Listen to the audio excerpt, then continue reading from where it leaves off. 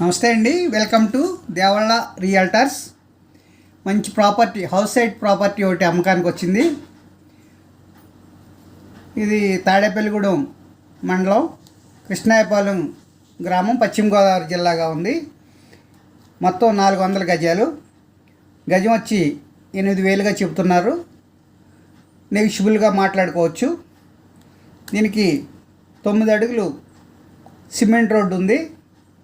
అలాగే తాడేపల్లిగూడెం పట్టణానికి 5 కిలోమీటర్ల దూరంలో ఉంది. అలాగే NH 16కి 1.5 కిలోమీటర్గా ఉంది.